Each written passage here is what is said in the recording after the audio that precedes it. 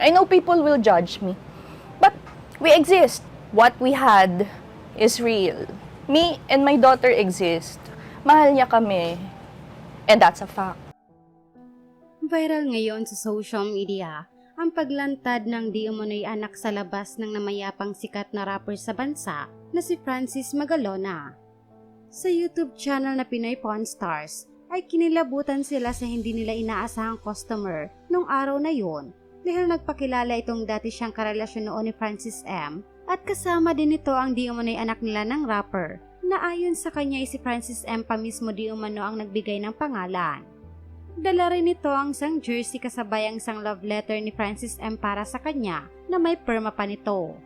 Ayon sa nakasulat sa love letter, Abigail Han, I love you so much. Kwento ni Abigail, ibinigay daw sa kanya ni Francis M. ang jersey upang palagi raw siyang maalala nito kahit wala siya. Hindi kasi lingid sa marami na may sariling pamilya na noon si Francis M. Kaya naman madalas lamang umano siyang bisitahin ito sa Cavite pagkatapos ng trabaho nito sa Itbulaga. Sa nasabing show din di umano sila nagkakilala ni Francis M. dahil madalas daw siyang manood noon sa mismong studio ng Itbulaga. Kwento pa niya, matapos ibigay ni Francis M. ang jersey sa kanya, ay nagpaalam daw itong magpapa-executive check-up siya dahil nung mga panahon na yun, July ng 2007, ay nahihirapan na raw talaga ang rapper sa kanyang kalusugan. Nung una din daw ay nagsinungaling pa ito sa kanya sa resulta ng check-up, ngunit kalaunan ay umamin din umano itong may cancer siya.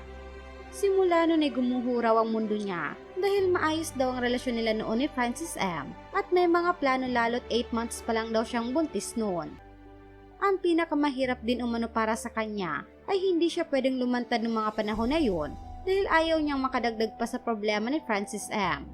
Ngunit siguro daw ngayong 15 taon na ang nakakalipas ay maaari na nilang masabi na nag-e-exist siya at ang kanilang anak. Mga pahayag nito, for 15 years, nanahimik ako I didn't say anything about me and my daughter. Siguro naman ito na lang yung karapatan na pwede kong magawa para sa kanya. Kasi hindi naman ako nagsalita I know people will judge me. But we exist. What we had is real. Me and my daughter exist. Mahal niya kami and that's a fact. Samantala, marami naman ang nakapansin na kahawig nga raw ni Francis M. ang itinuturong anak nila at nakuha rin di umano nito ang talentong meron ng rapper. Narito ang ilan sa mga komento ng mga netizens tungkol dito.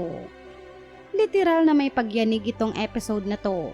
May rumors na before noong nagpapagamot na si Francis M. na may ibang family siya. Di na lumabas after his death. Salute to Miss Abigail kasi kinaya niyang itago sa public for 15 years. And right now, swabe lang yung pag-reveal niya. There's still pain sa part niya, pero tanggap sila ng publiko, lalo na ng fans ni Francis M.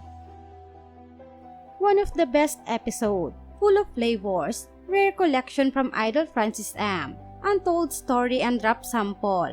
Galing ni Baby Girl, nananalaytay talaga ang dugo ng King of Rap.